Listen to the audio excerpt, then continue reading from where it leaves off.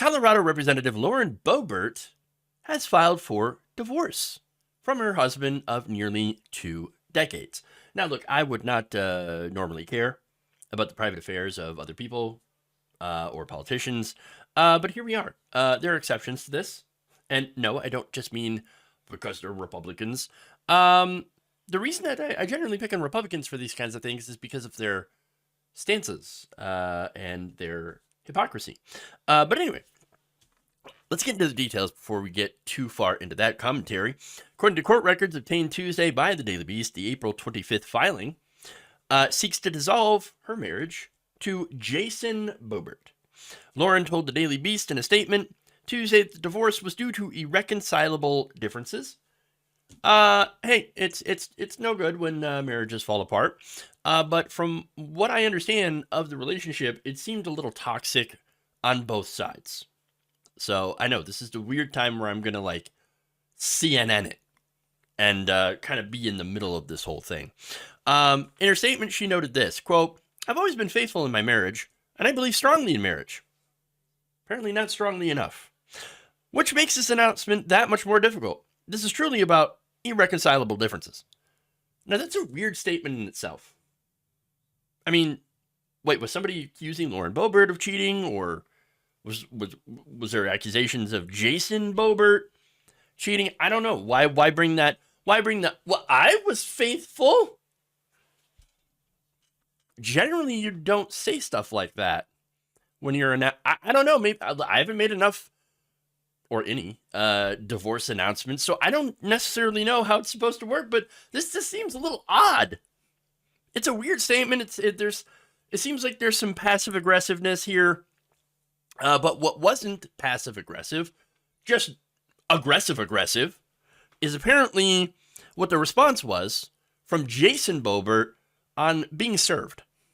This affidavit of service.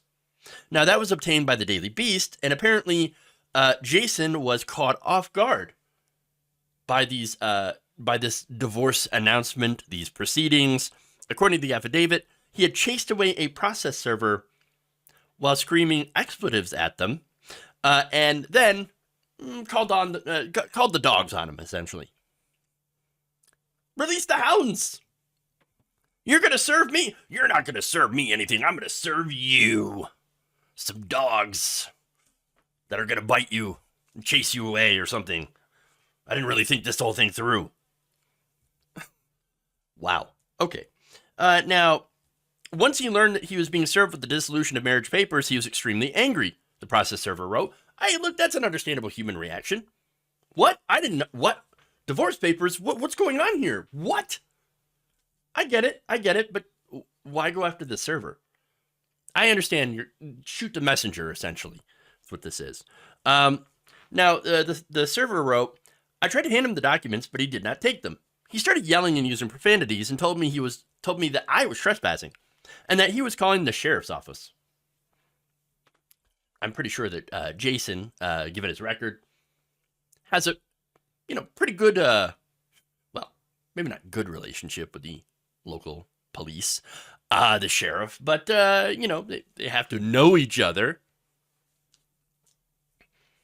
Now, he said, I told him that I was leaving the documents on the chair outside the door. He closed the door and then let the dogs out. So now we do have an answer to the age-old question of who let the dogs out. Apparently it was Jason Boebert.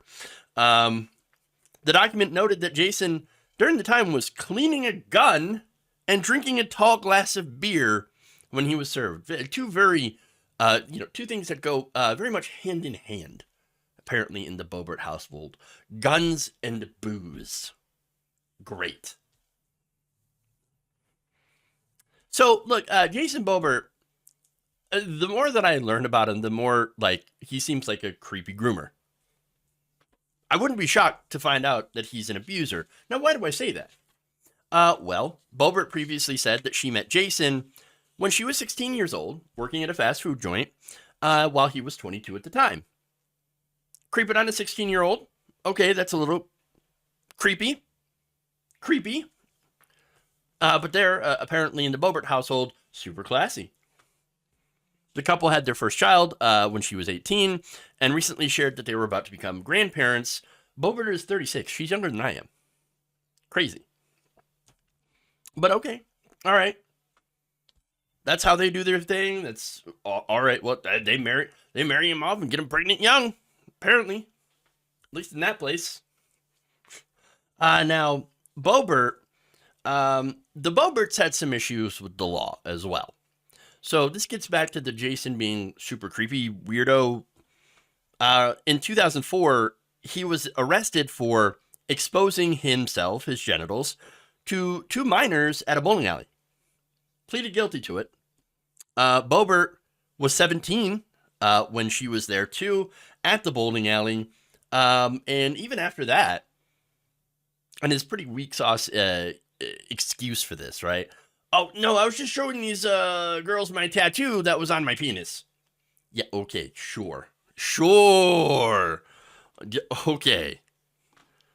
Now I've got something for that. Really? Oh, is that what you're going with? Oh, interesting. Now, she stayed with him, obviously, that same year.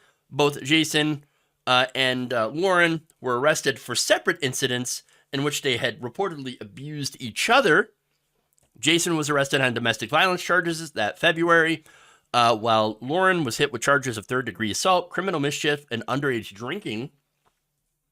Bobert was arrested again in 2015 for disorderly conduct at a country music festival and was charged with careless driving a year later after rolling your truck into a ditch.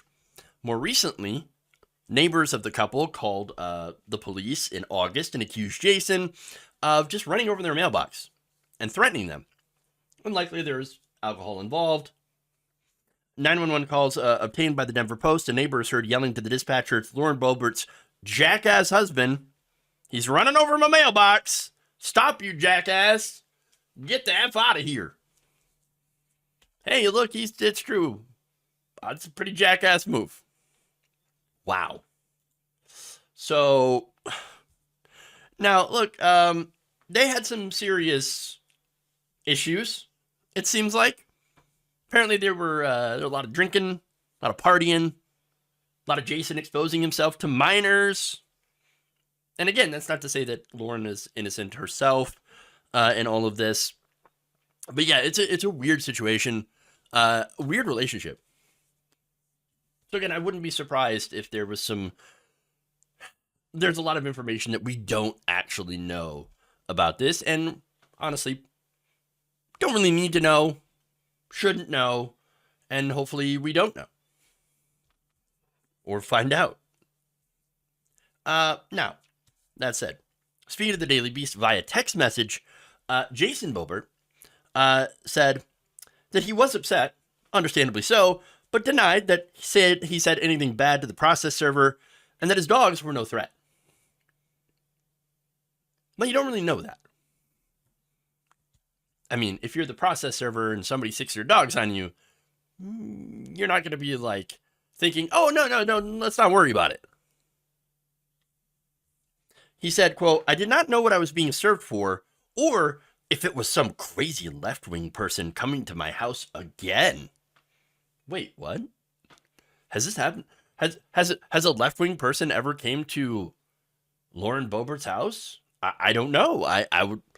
That's interesting. I'd like to hear, if that's actually something that really happened. But he said, "I was not drinking, and I was not cleaning my gun. The divorce is sad. I did not expect this. I love her with every bit of my heart. She has been my soulmate, and she is the mother of my children." Well, apparently she does not she does not agree with you. He also says, "We've been through a lot together, and I just want her to be happy. So it's whatever she wants." Hey, man, look, that's rough, buddy. Isn't it weird, though, how people like this say that when you get married early, like when you're still in your teens, that leads to longer, happier marriages. Apparently not. Not in this case. Never really seems to work out that way. Now, again, I know this isn't my business, And yeah, okay, it's lowbrow. Let's be honest. And I'm probably a bad person for talking about it. I'll accept all of that. But like, these are people who are pushing so-called traditional values on everyone else. Lauren Boebert, famous for doing so. You know, and again, the same kinds of people who say gay people shouldn't be able to get married because it disrespects the institution of marriage. Well, what do you think this is? This feels like it would be a disrespect to the institution of marriage, wouldn't it? I mean, treating your marriage like this, Lauren. So hypocrisy. You know, even though they don't care, I still think it's fun to point it out. It's interesting to point it out.